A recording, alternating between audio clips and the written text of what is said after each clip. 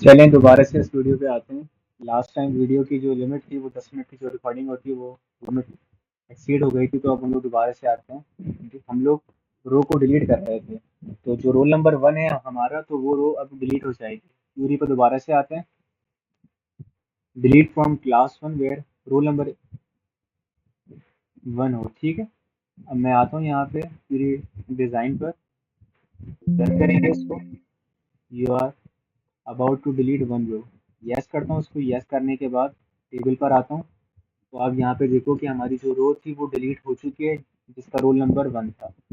सही है। अब पहले इसकी हम लोग क्वेरी को सेव कर लेते हैं। डिलीटिंग रो के नाम से सेव कर लेते हैं। ओके करता हूँ। अब हमारा नेक्स्ट काम क्या है? Select records from the table using select statement. अब हमें सेलेक्ट का यूज करना है। सेलेक्ट बेसिकली हमारे एक कीवर्ड होता है। पहले हम लोग अपने टेबल को देख लेंगे, टेबल हमारा किस कंडीशन के अंदर है। टेबल के अंदर सिर्फ एक ही रो है, तो हम लोग पहले इसमें नई रोज लगा लेते हैं ताकि डेटा हमारा बड़ा बन जाए, ताकि देखने के अंदर भी हमें सही लगे। 1 करता हूँ मैं इसको, फिर डिज़ाइन पे आता हूँ, रन करता हूँ। 2 कॉलम्स ऐड हो गए हमारे पास। मैं नाम को चेंज नहीं कर रहा, मैं सिर्फ यहाँ पे जो रोल नंबर है इसको चेंज कर लेता हूँ खाली। और अगर मैं सेम यहाँ पे रोल नंबर लिखूंगा तो ये हमारा जो डेटा होगा वो नहीं इनपुट हो पाएगा, क्योंकि रोल नंबर जो है हमारी वो ना प्राइमरी की है। प्राइमरी की को अगर आप सेम रखोगे दोबारा से, तो वो डेटा को इनपुट नहीं करेगा। मैं आप लोगों के सामने यहाँ पे दोबारा से रोल नंबर सेम लिखता हूँ, 1 लिखता हूँ मैं। रन करने के बाद यस करूँगा। यस के बाद ये कहेगा कि ये जो रिकॉर्ड था अब हमारा ऐड नहीं कर पा रहा, क्योंकि हमारे पास जो रोल नंबर है वो है प्राइमरी की। तो इसकी वजह से हमें रोल नंबर को चेंज करना पड़ेगा बार बार। थ्री, अब इसको रन करता हूँ, यस करूँगा। यस करने के बाद हमारे पास ये प्रॉपर्ली रो लग चुकी है। 4 लिखूंगा, भले हमारे नाम सेम हो लेकिन रोल नंबर सेम नहीं होना चाहिए, ठीक है। टेबल पर आता हूँ, तो क्लोज करता हूँ, दोबारा से खोलता हूँ, तो आप देख लो नाम हमारे सारे सेम है, सिर्फ हमारी क्या चीज़ चेंज है? Roll number. डेटा हमारा बिल्कुल प्रॉपर नहीं बना हुआ, लेकिन हमें सिर्फ चेक करना है कि हमारी जो क्यूरीज है वो सही काम कर रही है कि नहीं। अब हमारा काम क्या था? सिलेक्ट करना था रिकॉर्ड्स को। तो सिलेक्ट करने के लिए हम लोग के पास काफ़ी सारे तरीके होते हैं, लेकिन जो ज़्यादा यूज़ करते हैं हम लोग वही काम करेंगे हम लोग। इसका व्यू चेंज करता हूँ, सिलेक्ट स्टैटिक। ये डिफाइन करता है कि जो भी टेबल के अंदर चीज़ हो वो आप शो कर दो, ठीक है। स्टैटिक फ्रॉम, टेबल का नाम क्या है हमारा? क्लास 1। रन करूंगा मैं इसको। रन करने के बाद हमारा जो भी था डेटा वो उसने शो कर दिया है यहाँ पे, ठीक है। अब हम लोग यहाँ पे कुछ कंडीशंस भी लगा सकते हैं, जैसे कि अगर मैं चाह रहा हूँ कि सारी ये जो सारे जो कॉलम्स है वो हमें शो ना हो, सिर्फ मुझे फादर नेम का कॉलम शो हो, तो फादर नेम का कॉलम हमारे पास इस तरीके से शो होगा। एफ नेम लिख दूंगा स्टैटिक के बजाय। अब इसको मैं रन करता हूँ। रन करने के बाद सिर्फ और सिर्फ फादर नेम का कॉलम शो हो गया मेरे पास, ठीक है। कॉलम के बाद हम लोग कंडीशन भी लगा सकते हैं कि मिसाल के तौर पे मैं चाह रहा हूँ कि वेयर कीवर्ड का यूज़ करते हुए रोल नंबर हमारा इज इक्वल टू 4, मतलब कि जो रोल नंबर हमारा 4 है वही रो हमें शो हो। तो यहाँ पर भी आप इसका यूज़ कर सकते हो। मैं रन करता हूँ। रन करने के बाद रोल नंबर 4 के ऊपर भी मतलब बरकत अली ही नाम लिखा हुआ था हम लोगों ने, तो क्योंकि जो हमारा जो डेटा है सारा वो सेम ही था, लेकिन हमारी क्यूरी प्रॉपर्ली काम करी, हमें इसका मालूम चल गया। सही है। इस वाली क्यूरी को भी हम लोग सेव कर लेते हैं। सेव सिलेक्ट क्यूरी, ओके हो गया ये। इसके बाद अब हमारा नेक्स्ट काम क्या है? वेयर का यूज़ करना है। वेयर का यूज़ हम लोग कर चुके हैं आपके सामने। वेयर बेसिकली हमारी एक कंडीशन होती है। हम लोग कंडीशन को डिफाइन करते हैं कि हम लोग क्या चीज़ चाह रहे हैं। जैसे रोल नंबर के बारे में मैंने आपको लिख के बताया कि रोल नंबर वहाँ पे इस तरीके से लिखा हुआ हो, तो वेयर हम लोग वहाँ पे यूज़ करते हैं रिकॉर्ड को फिल्टर करने के लिए। डी में क्या है? सॉर्ट रिकॉर्ड करने यूजिंग ऑर्डर बाय। सही है। अब हमें सॉर्टिंग करनी है। सॉर्टिंग आप तो समझ सकते हो कि हमारे पास अगर डेटा आगे पीछे लिखा हुआ हो तो हम लोग उसको सॉर्ट किस तरीके से करें। पहले हम लोग आते हैं, नई क्वेरी बनाते हैं, क्रिएट,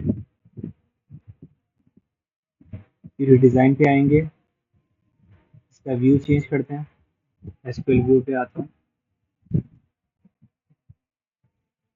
अब मैं कर रहा हूँ सिलेक्ट,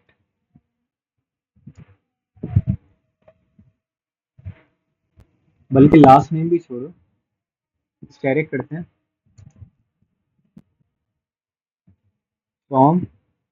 अब टेबल का नाम हमें बताना है, क्लास 1 है हमारे टेबल का नाम। इसके बाद हम लोग यूज़ करेंगे अपने कीवर्ड्स को। ऑर्डर बाय,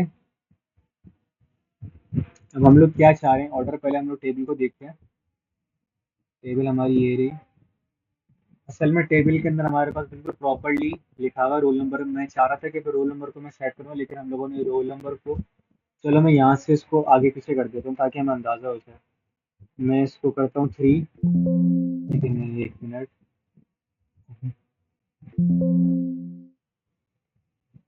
ये चेंज नहीं हो पाएगा। इसको मैं करता हूँ 55, इसको मैं करता हूँ 33, इसको मैं करता हूँ 20, और टॉप वाले को मैं कर देता हूँ, चलिए टॉप वाला भले 1 ही सही है। दोबारा से क्यूरी पे आता हूँ। क्यूरी पे आने के बाद अब हमें सॉर्टिंग करनी है। ऑर्डर बाय, अब मैं क्या चाह रहा हूँ, कौन सी हमारा कॉलम सॉर्ट हो, रोल नंबर सॉर्ट हो हमारे। रोल नंबर करूँगा मैं, ठीक। इसको रन करता हूँ मैं। अब आप देख सकते हो 1 आ रहा है, 20 आ रहा है, 33 आ रहा है, 55 आ रहा है। जो हमारे पास क्लास 1 जो टेबल बना हुआ है, एक्चुअल टेबल, वहाँ पे क्या था, पहले 1 था, 55 था, 33 था, 20 था। सही है। क्यूरी पर दोबारा से आते हैं।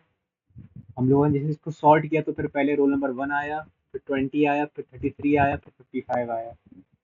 अब हम लोग चाहें तो उसकी सॉर्टिंग को रिवर्स भी कर सकते हैं, डिसेंडिंग के अंदर भी लेके आ सकते हैं हम लोग। रोल नंबर के सामने से मैं लिखूंगा DESC, मतलब कि अब हमें ये डिसेंडिंग ऑर्डर के अंदर शो हो। रन करूंगा तो आप देखो, पहले रोल नंबर 55 आ रहा है, फिर 33 है, फिर 20 है, फिर 1 है। सही है। तो हमारा ये वाला काम भी हो गया कंप्लीट। इस वाली क्वेरी को भी हम लोग सेव कर लेते हैं, इसका नाम रखते हैं हम लोग। और सॉर्टिंग जो है वो सिर्फ नंबर्स पे नहीं होती अप्लाई, अगर आप चाहते हो तो वो नाम के ऊपर भी अप्लाई कर सकते हो। जैसे जो लेटर्स होते हैं हमारे BCDEFGH, फिर मतलब कि अगर वो सीक्वेंस में नहीं है, अगर आप उनको सीक्वेंस में लेके आना चाहते हो तो फिर वो भी सीक्वेंस में आ सकते हैं। लेकिन यहाँ पर हम लोगों ने सारा जो डेटा था बिल्कुल सेम रखा हुआ था, इस वजह से मैंने सिर्फ यहाँ पे रोल नंबर को सॉर्ट किया है, नेम को सॉर्ट नहीं किया, क्योंकि नेम को सॉर्ट करेंगे तो हमें फ़र्क मालूम नहीं चलेगा।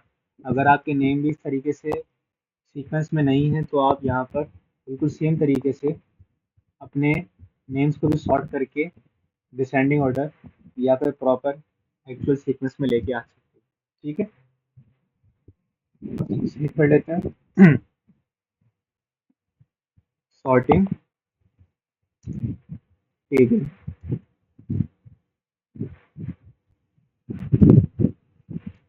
अब नेक्स्ट काम है हमारा group the result using group by statement.